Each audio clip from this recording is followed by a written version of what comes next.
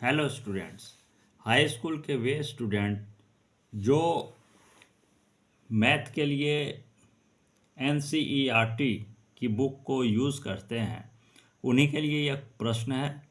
और ये जो प्रश्न है वह इस चैप्टर से संबंधित है। चैप्टर का नेम है दो चर वाले रैखिक समीकरण युग्म।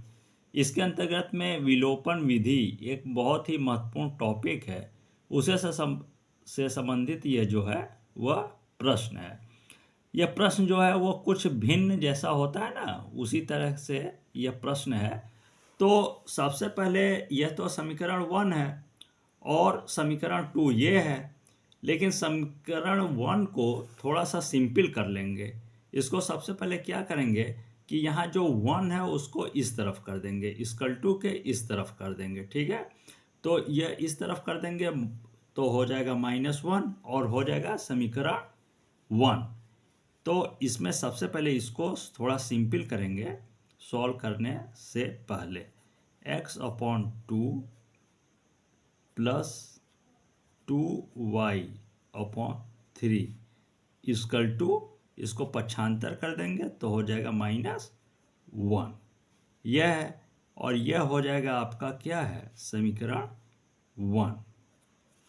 इसके बाद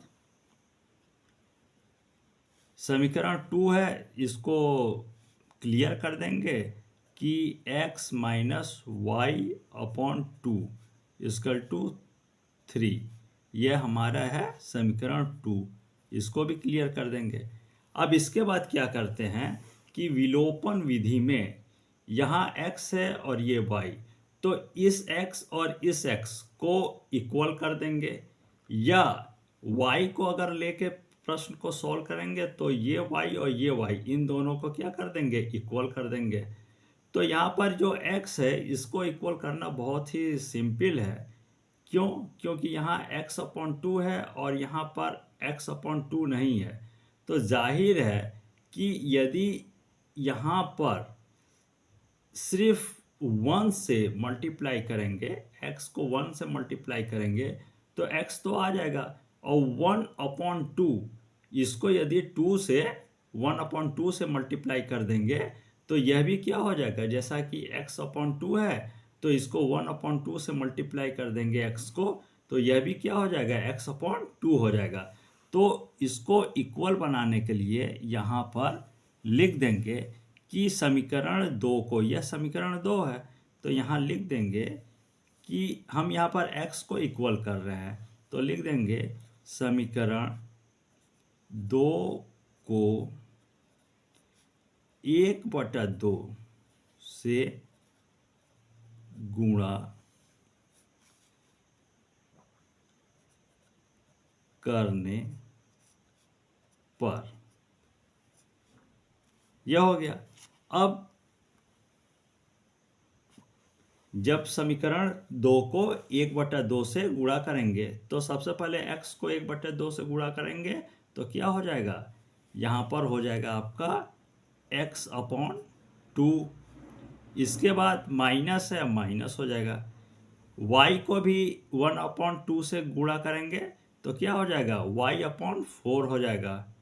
यहाँ हो जाएगा y/4 इक्वल टू, अब यह 3 है, 3 को 1/2 से गुणा कर देंगे तो क्या आएगा, 3/2 आ जाएगा। तो यहाँ हो गया 3/2। यह हो जाएगा हमारा समीकरण 3। अब क्या है कि ये यहाँ पर अब क्या करेंगे, यहाँ पर x/2 आ गया हमारा, यहाँ भी x/2 आ गया।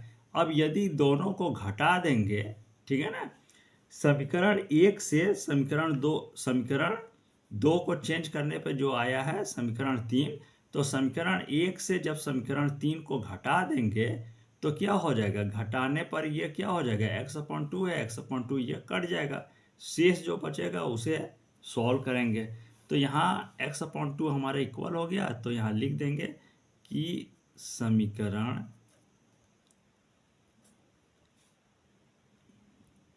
1 से समीकरण 3 को घटाने पर। अब यहाँ क्या करेंगे, समीकरण 1 और 3 इसको ऊपर नीचे लिख देंगे और घटा देंगे। तो यहाँ पर शेष जो जगह है यहाँ मैं सॉल्व करवा दे रहा हूँ। तो यहाँ पर समीकरण 1 सबसे पहले लिख देंगे। समीकरण 1 क्या है कि उसको चेंज कर दिए हैं, तो आया है x/2 plus 2y/3 equal to -1। यह है समीकरण 1। और ये जो हमारा समीकरण 3 है इसको नीचे लिख देंगे। क्या है कि समीकरण 3 क्या है, x/2 ये इक्वल हो गया है -y/4 इक्वल टू 3/2। और जब इसको घटाएंगे तो नीचे का चिन्ह क्या हो जाएगा, चेंज हो जाएगा। यहाँ माइनस आ जाएगा, यहाँ माइनस है तो प्लस आ जाएगा, यहाँ प्लस है तो माइनस आ जाएगा। ठीक है। अब क्या करेंगे कि x/2 ये दोनों कट जाएगा और यहाँ है, यहाँ भी प्लस है, ये भी प्लस है y, तो ये जुड़ जाएगा। तो यहाँ लिख देंगे कि 2y/3 ये 2y/3 plus y/4 equal to, अब यहाँ पर है -1 है और यह है -3/2। तो यहाँ पर लिख देंगे कि -1 और उसके बाद लिख देंगे -3/2 इस तरह से। अब क्या है कि यह 2y/3 प्लस y/4 इसको क्या करेंगे, 3 और 4 का एलसीएम निकाल लेंगे। यह कुछ भिन्न की तरह है। तो यहाँ पर हो जाएगा 3 और 4 का जब एलसीएम निकालेंगे तो 3 चौको आ जाएगा, डायरेक्टली 12 आ जाएगा। और फिर इसको जब आगे सॉल्व करेंगे तो 3 से 12 में क्या करेंगे, भाग देंगे। तो 3 चौको 12, 4 आया और 4 में 2 का गुणा कर देंगे, 4 दूना 8 8y प्लस 4 से 12 में भाग देंगे, 4 तिहाई 12, 3 का मल्टीप्लाई y से कर देंगे तो यहाँ आ जाएगा 3y। इसके बाद इक्वल टू है तो इक्वल टू हो जाएगा। अब यहाँ पर क्या करेंगे, 1/1, ठीक है ना, -1/1 कर देंगे। उसके बाद -3/2 है। तो इसको इस तरह से सॉल्व कर सकते हैं। और एक और विधि है कि यदि 2 को, शॉर्टकट विधि है कि इस 2 को 1 से मल्टीप्लाई कर देंगे तो 2 एकम में 2 और उसमें 3 को जोड़ देंगे। क्यों जोड़ देंगे, क्योंकि यहाँ माइनस माइनस है तो माइनस माइनस प्लस हो जाता है, इसलिए जोड़ देंगे। हाँ, यहाँ पर क्या है कि यहाँ माइनस का चिन्ह है, इसलिए माइनस का चिन्ह पहले लग जाएगा। तो 2 एकम 2 और माइनस माइनस प्लस हो जाएगा, तो 2 में 3 जोड़ देंगे तो हो जाएगा आपका 5, 3 2 5, 5 आया। और ये 2 को जस्ट नीचे 2 हो जाएगा।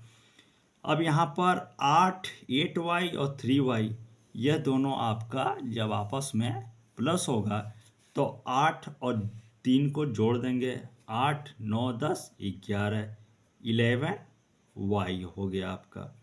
अपॉन 12 है, 12 कर देंगे इक्वल टू -5/2 है तो -5/2 को जस्ट लिख देंगे। अब क्या हो जाएगा, y इक्वल टू y का मान निकाल लेंगे, y इक्वल टू हो जाएगा, यह होगा 11/12 पक्षांतर हो जाएगा तो 12 ऊपर चला जाएगा और 11 हो जाएगा नीचे। तो यहाँ पर इस तरह से हो जाएगा, यहाँ पर y इक्वल टू माइनस क्या है 5/2 है, 5/2 इंटू, अब 12 ऊपर चला गया और 11 नीचे, यहाँ हो गया 12/11। इसके बाद y इक्वल टू हो जाएगा, 2 से 12 कट जाएगा, 2 छक्का 12, 6 आया यहाँ पर और 6 पचे हो गया आपका 30, तो -30 अपॉन नीचे बच गया 11 बच गया तो अपॉन हो गया 11। तो y का मान जो है यहाँ पर, y का मान यहाँ आ गया जस्ट y इक्वल टू -30/11। 11। अब यहाँ पर जो शेष जगह है वहाँ पर मैं सॉल्व करा दे रहा हूँ कि x का मान बचा है, तो देखते हैं x का मान क्या आता है। y का जो ये मान है ना, y इक्वल टू -30/11। अब इस y के मान को आप चाहे तो ये है समीकरण 1 में भी रखा जा सकता है और समीकरण 2 में भी रखा जा सकता है। तो यहाँ पर समीकरण 2 बहुत सिंपल दिख रहा है, इसलिए y का जो मान है, ये जो y इक्वल टू -30/11, ये जो मान आया है इसको समीकरण 2 में रख देंगे तो जल्दी सॉल्व हो जाएगा, क्योंकि ये सिंपल दिख रहा है। तो यहाँ पर हो जाएगा कि इसको लिख भी देंगे।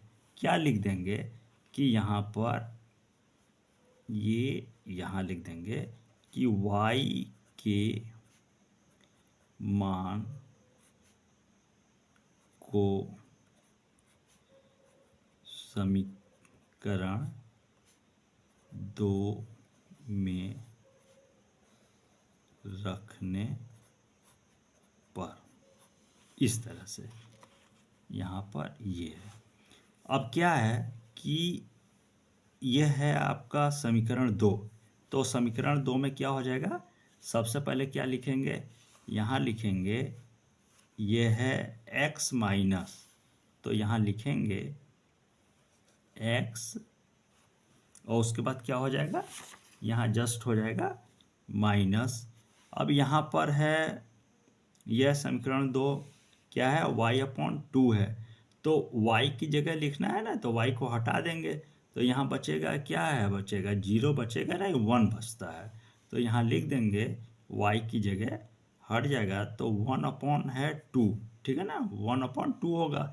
अब y का मान यहाँ क्या आया है, ये चीज़ लिख देंगे। क्या करेंगे, इसको ब्रैकेट में करके लिख देंगे। y इक्वल टू आया है -30/11, तो इसको जस्ट यहाँ पर लिख देंगे ब्रैकेट में, यहाँ पर -30/11, ठीक है ना।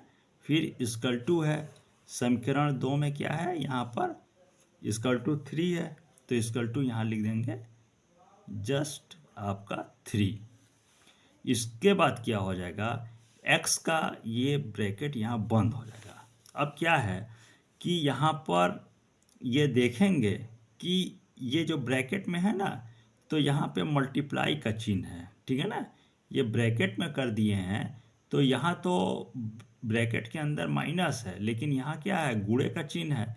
तो ये क्या हो जाएगा कि गुणे में ये 2 जो है, 2 से क्या करेंगे कि यह 30 कट सकता है, ठीक है ना, 15 दूना 30, तो ये जब कट जाएगा तो यहाँ आएगा 15, और 15 बटा क्या होगा, 11 हो जाएगा।